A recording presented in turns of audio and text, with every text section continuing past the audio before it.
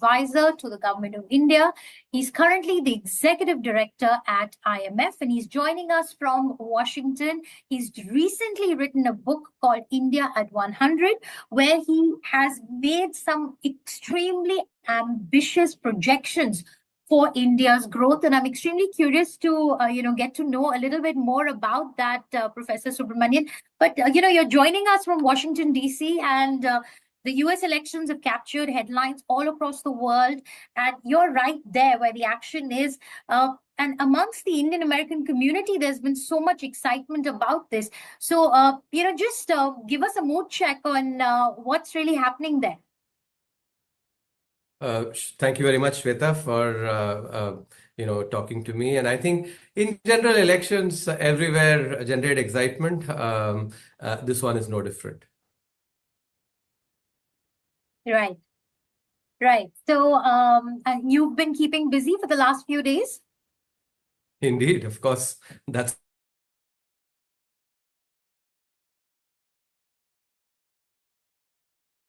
this role demands that. Right, absolutely. All right, your book where you're talking about India becoming a $50 trillion economy and doing it much sooner than what has been even projected by the Indian government. So I want to begin by asking you, what's driven your optimism around this, and what makes you so confident to say that, considering the geopolitical situation that we find ourselves in at the moment? So first of all, it's actually, Shweta, it's 55 trillion, not 50 trillion. And, in the book, I've laid out three different scenarios, which take us to, I think the best case scenario, as I said, actually is, and the one that I would like to focus on to make sure that there is enough ambition, in our policy makers to actually deliver the growth that takes us to that number. But there's also, as I will explain, actually 55 trillion will get obtained if we grow at 8% from here on till 2047. But the other two scenarios, if we grow at 7%, we'll be close to 40 trillion. And if we grow at 6% on average, we'll be close to 30 trillion. So, now let me take you through the economics. What makes me optimistic, as you asked, is actually, a sound conceptual thinking and data-driven analysis. At the same time, I actually must recognize that more often than not, most people, somehow believe, negative stuff far more easily. When you focus on challenges within opportunities, people believe that rather than opportunities within a challenge. I think that's the nature of sentiment. But let me start by anchoring, using a couple of examples, which basically tells us that if these countries can do it, why can't India? From 1970 to 1995, the Japanese economy grew 26 times in nominal GDP, nominal dollar terms. From about 220 billion in 1970 to 5.5 trillion in 1995. The Chinese economy grew 22 times from 1996 to 2021, again a 25-year period. I am projecting only a 15-16 times increase, not the 26 times that Japan achieved or 22 times that China achieved. And as I'll illustrate, it is the power of compounding. More often than not, when, if we don't think rigorously, then we do not understand the power of compounding over large periods like 24, 2.5 decades. And let me show you using the arithmetic now. So the Indian GDP, in 2023 was 3.28 trillion. Now, basically, we can round it off to 3.25 trillion. I am projecting, and I'll explain the calculations. I'm projecting a 12% growth in nominal dollar terms, nominal, not real, nominal dollar terms. And I'll break that up, as we go along. But 12% growth in nominal dollars means that GDP in nominal dollars will double every 6 years. The rule of 72, which tells us 72 divided by the rate of growth gives you the number of years it takes to basically double money. So 72 divided by 12 is 6 years, and that is why GDP will double in nominal dollars every 6 years.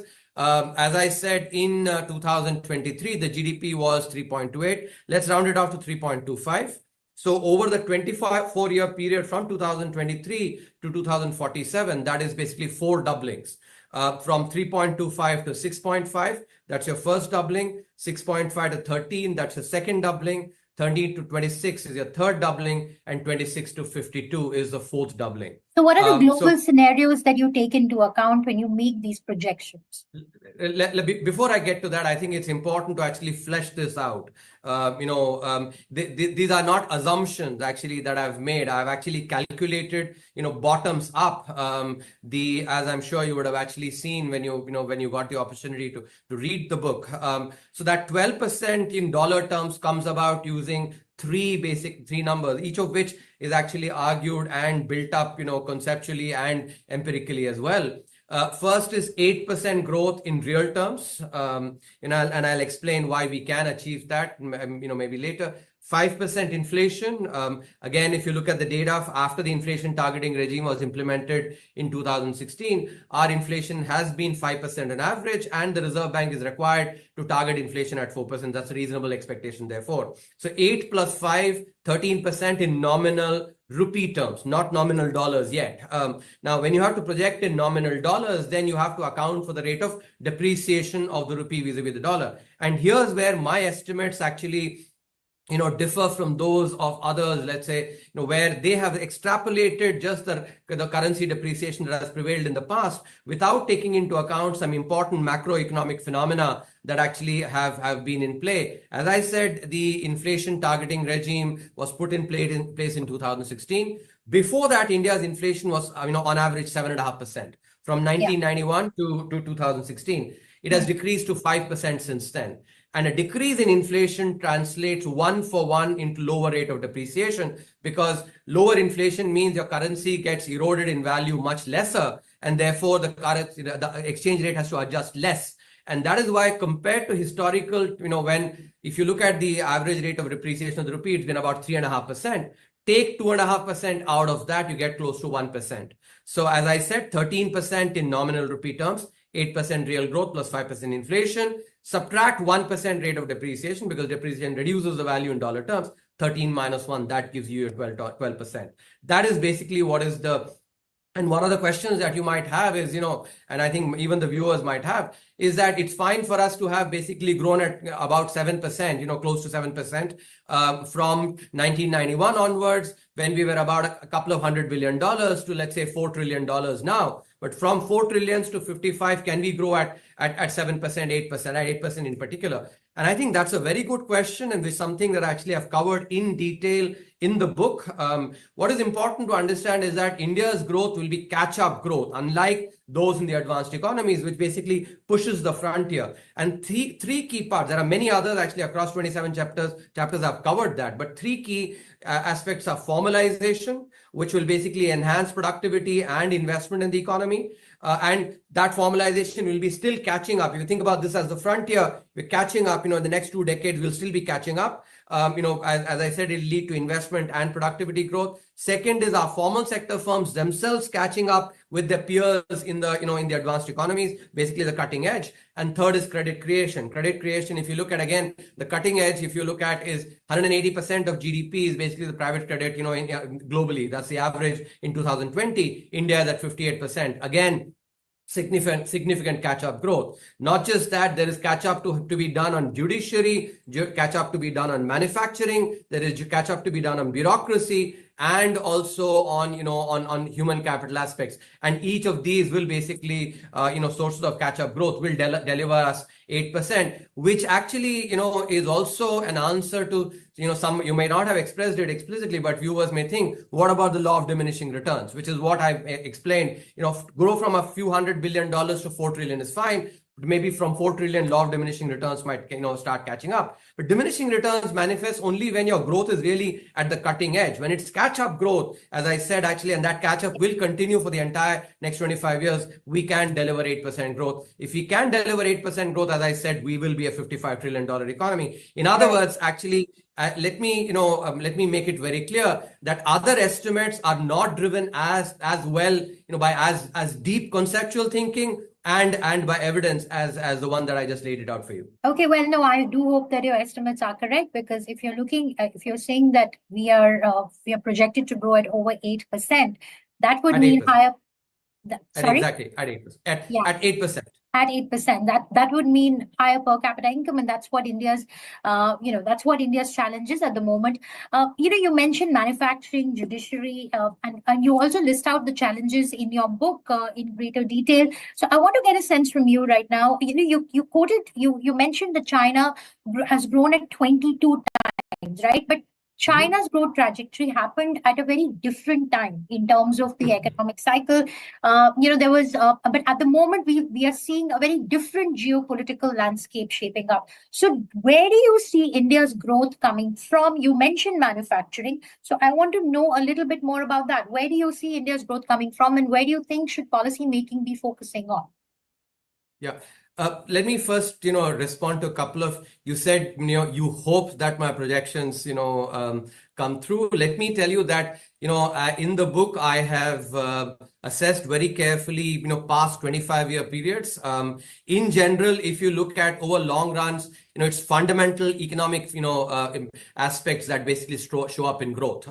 So yeah, I think, rather than basically using the word hope, when, estimations are driven by deep conceptual arguments and, good empirical evidence, I think we should replace the word hope with confidence. Let me just come in here, Professor Subramanian, and you are a professor, so you know it very well that any economist or anybody for that matter, we cannot say anything for certain, right? So that's why I use the word hope, and I am an optimist, and I do hope that India grows. However, you're a professor, you're an economist, so I'm sure we all have the humility to understand that not everything works according to numbers. If that were to happen, then a lot of projections that are made on a whole host of things would not go wrong. So you're sitting in the US right now, all the pollsters got it wrong. In the Indian elections, pollsters have got it wrong, and this is exactly the argument they've often presented. So I would stick to my word hope, and I have great confidence in your abilities to, analyze and put out absolutely accurate data and analysis.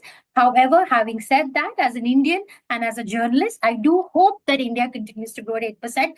I am not foolhardy about it. I'm also very aware of global economic conditions and how they impact us. That's why I'm very cautiously optimistic. Please go ahead. No, I think that I think, Shweta, that's actually what you mentioned is absolutely correct. Let me respond by saying that I'm not trying to insinuate any lack of humility here. All I'm actually trying to say is, and I think absolutely, whenever one looks at a 20-25-year period, I think it's, there will be uncertainty, undoubtedly. And I think, but all I was trying to say is that, over long run periods, economic fundamentals do indeed show up.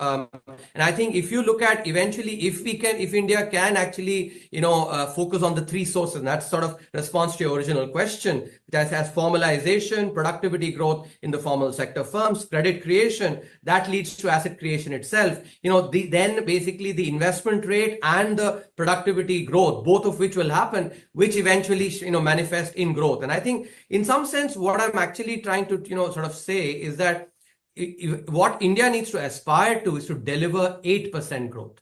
That is in real terms. That's a big ask in some sense that I've actually put for the Indian economy. As I said before as well, we've grown at 7%, so 8% is ambitious, but it's a stretch goal, but I think something that is achievable. And I think indeed it is important for us to actually have that aspiration so that our policies are indeed tailored towards, to deliver that growth. Now, let me come to your, you mentioned about China, and I think let's also take, Japan into account, because that was also, Japan grew 26 times, as I said, over a 25-year period.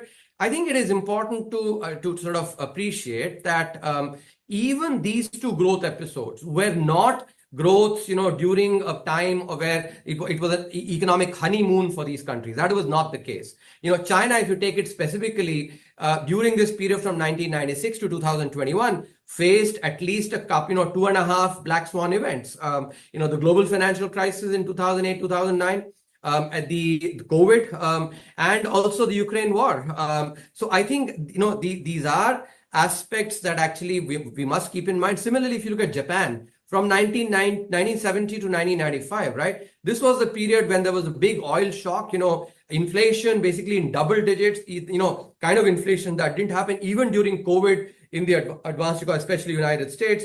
The entire Paul Volcker phenomenon of basically, very high interest rates. All those actually were headwinds that, Japan faced. So I think it is important to appreciate, not just the, going forward, some of the challenges that India will face, and inevitably it will face, but the fact that other countries face those challenges too, and they overcame those challenges to be able to grow at the rates that they indeed grew. Now let me given that, I think, let me focus specifically on. So I think, while there'll certainly be headwinds potentially, like deglobalization, I think for India.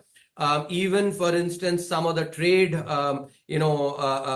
battles that may come actually, and that is something that India will have to, deal with. But here's where I think, it's important to understand. Again, if we think rigorously, the Indian economy is large enough and robust enough to be able to, withstand some of the challenges that will come. And let me explain this quantitatively again. So if you understand this very well, Shweta, that GDP is comprised of consumption, it's comprised of investment, government spending, and net exports, right? So let's just put some numbers and think quantitatively on this. 60% of our GDP comes from consumption.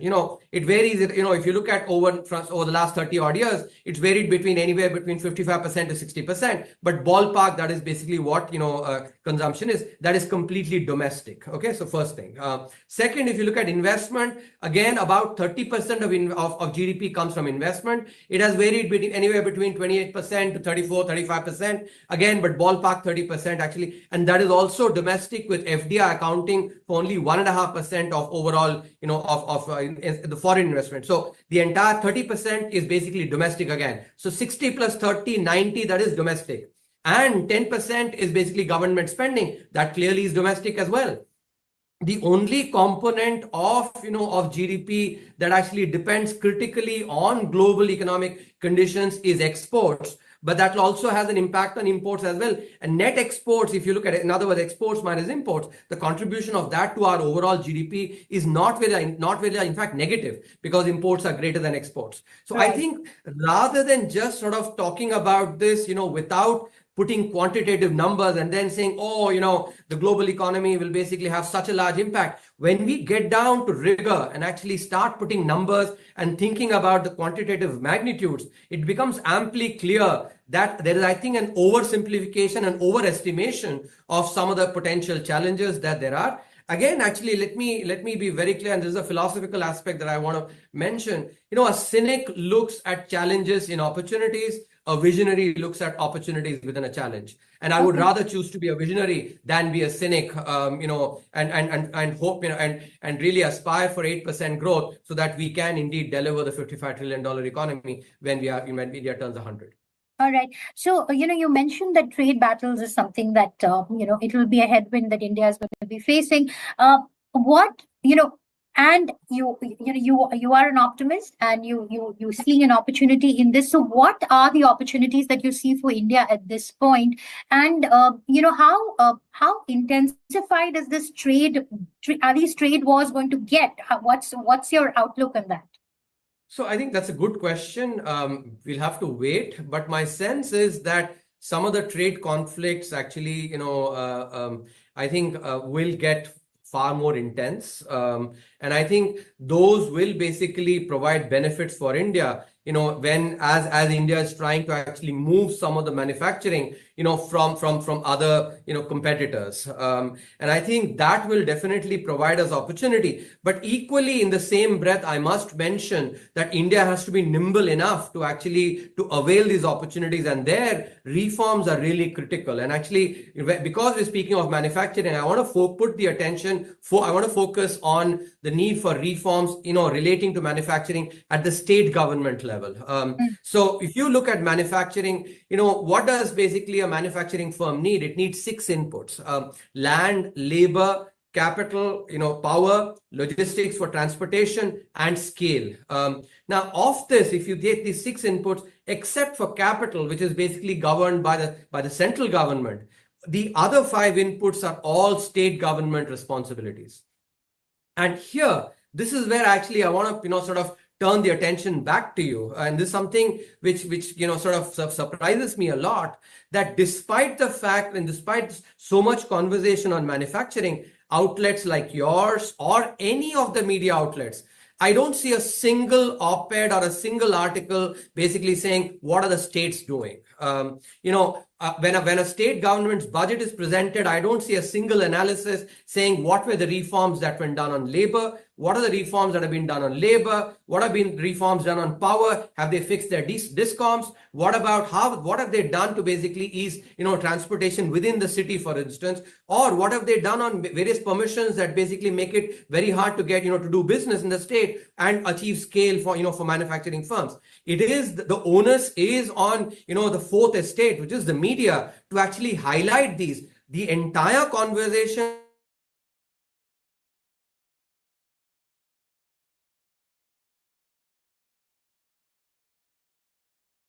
and yet not one single article, not one single journalist, not one single editor basically writes about this at all. So this is something which actually one has to highlight. When budgets are presented, I hope at least me highlighting this will be taken up by some media outlets. At least the more rich state governments, take a Gujarat, a Maharashtra, an Andhra Pradesh, a Telangana, Tamil Nadu, all these, when state government budgets are presented, have the same kind of analysis. Join up with a CII, FICCI, ASSOCHAM to ask the same questions of the state chief minister and the state finance minister that you ask of the country's finance minister and the country's prime minister. Absolutely do. I have no problem with central governments being asked. I've been part of 4 budgets and I've gone and, be part of the team that answered these questions. But what surprises me is this complete asymmetry where the entire ask is only of the central government, nothing asked of state governments.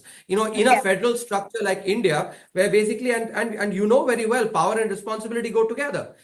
So state governments enjoy their power. It is us citizens and the fourth estate that need to remind them about their responsibility on manufacturing. And I hope that this is something, at least you will take this up, because I've highlighted to you directly about the importance of state governments too. So ask these questions of state chief ministers and state finance ministers. Absolutely. We'll do that, Mr.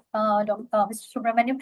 I wanted to ask you about the big opportunity areas for India that you see, because, you really focused on manufacturing. India has built, a substantial size of the services industry. And that's where we seem to be progressing, primarily because I think the regulations are still catching up there. And that's been one of the reasons why we've seen a boom in the services sector. Do you see services driving India's growth going forward, considering the change in leadership that we've seen in the United States, and you have a very protectionist president there, I'm sorry. So, or do you see that changing? See, I think, again, I return back to that original, that's a couple of questions back, the analysis I gave you, right? About how, such a large proportion of India's GDP, India's economic fortunes is dependent on our own policies, domestic factors. I return back to that, even in the context of manufacturing. And that is why when I responded, I put the focus on policy reforms, especially at the state government level. In this dialogue that we are having, you are again and again putting the focus on global factors. And I'm trying to actually get you back to think about, the fact that domestic factors, given the quantitative, rigorous analysis that I'm giving you, is far, far more important. And I think in some sense, like in cricket language, when captains are asked saying, they say, we don't worry about the opposition. I want to put the focus on the domestic, on our team. That is the point I actually want to emphasize again. If we can take care of these 5 inputs, as I said, land, labor, your the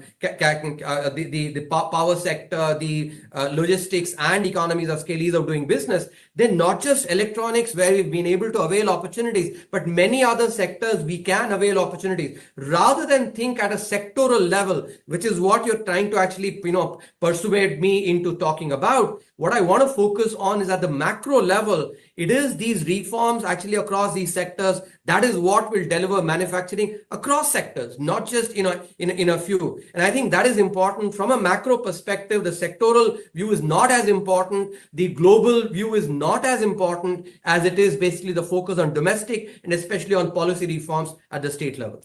Okay, you've also spoken about the middle income trap in your book.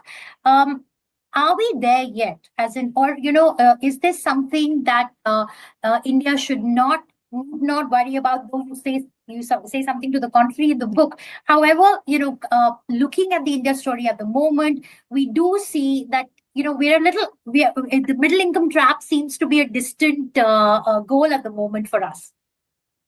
Yes, but the reason I actually brought this up is, and you will remember, when I joined as the chief economic advisor in 2018, and when there was, slowdown at that time, the growth slowdown because of the financial sector problems that predated these times. There were people, and some of them actually from the PM's Economic Advisory Council at that time actually writing about, oh, India is hitting the middle income trap. This was actually 6 years back, 6-7 years, or maybe 5 years back, that they were actually talking about India already hitting the middle income trap. So, among the cynics of which, and those that basically want to focus always on the challenges, there are many in our country, and they will inevitably basically say, if they were wondering about the middle income trap 5-6 years back, then obviously they will worry about them going forward in the next 20 odd years. Right. But at the moment, it's some $2,000 per annum. So I think $2,700 per annum. So it's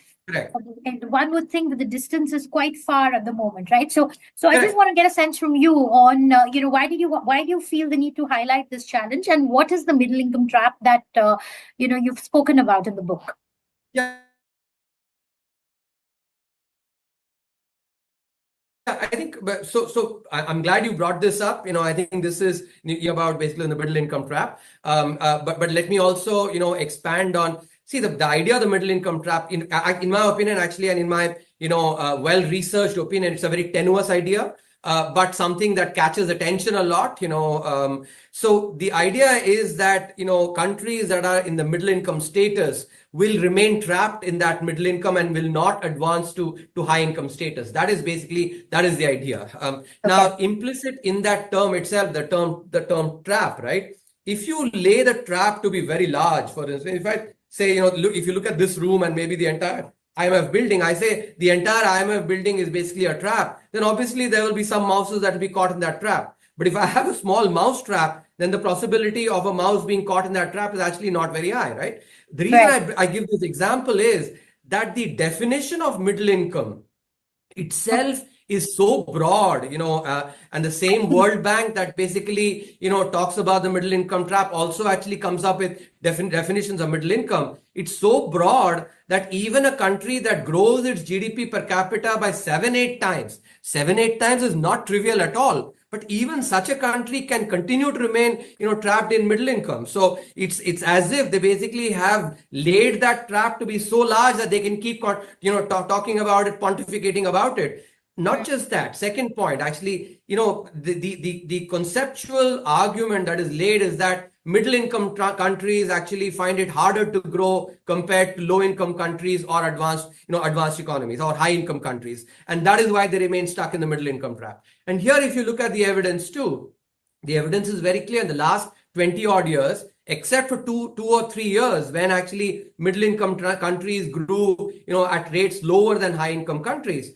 the remaining period actually close to 17-18 years, middle income countries have actually grown at higher rates compared to advanced economies. So again, the conceptual argument that basically builds up the middle income trap is actually not quite not quite robust. one more piece of evidence. If you look at actually the transition, of countries, if you look at over the 2000 to 2015 period, 15-year period, take countries that were basically in different income brackets, see how they transitioned in 2015. About half of the countries basically in the, in the upper middle income status did transition to high income as well. So the conceptual argument and the evidence for the middle income trap is actually quite tenuous yet. And I think this is, if that is so, why do I spend, still a large amount of, space, real estate space in the book?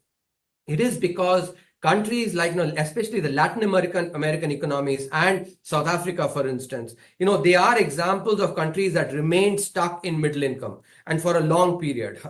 Now, there are important lessons to be learned from there. The key lesson, and I don't want to actually belabor this more, the key lesson is that as a country grows and its GDP per capita increases, it's basically its economic model has to continue, getting modified in a dynamic way rather than just stay in the same. That's the key lesson. And I think that's a lesson that I wanted to impart, that so that even when 10 years later, suppose there is a possibility of India being stuck in the middle income trap, policymakers can read that and then understand how to get out of it, because the treatise I've laid out is not for just this year or next year. It is for the next, 20 odd years till India becomes 100. India at 100. Yeah. Yeah. Okay.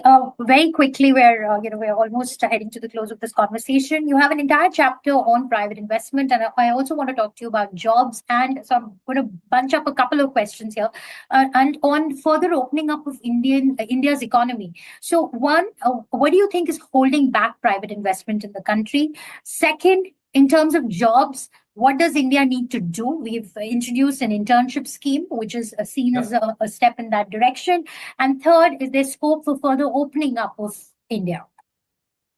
So, a couple of points, both on investment and on, jobs.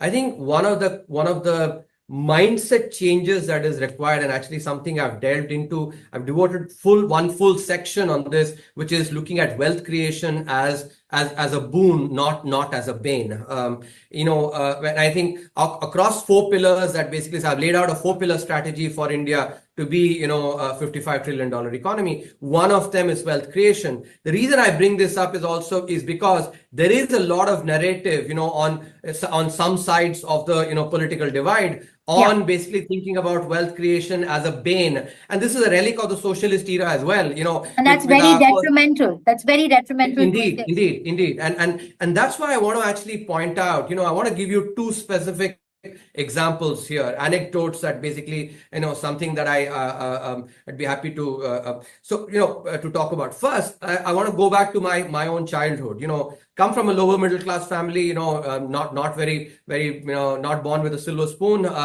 We used to get a house help who would basically, some months, not all months, we couldn't afford it all months, but even those months when we used to have, a house help, that lady used to work in 9 other families, So in other words, 10 families together were basically accounting for one household help's job. Or said differently, a low middle class family like ours, which wasn't creating much wealth, was creating 1/10 of a household help's job. In contrast, the jeweler in our town, in our small town, Bilaspur, in Chhattisgarh now, he used to employ about 100 employees between his business and his home.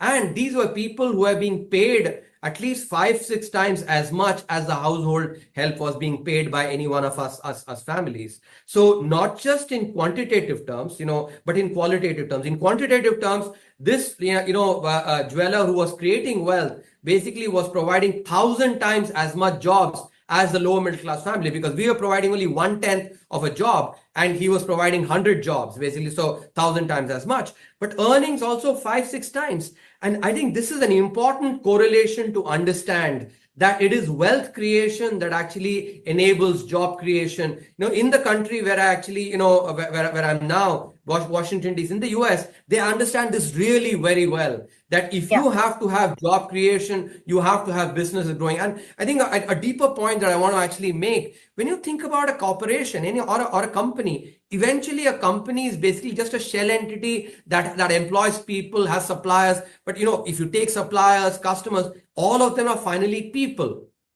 And if you think about, right, irrespective of any industrialist, and I say this with conviction because I've not eaten the salt of any industrialist in my, close to 3 decades. I've not done any consultancy so that I can say with, things with absolute, without fear or favor.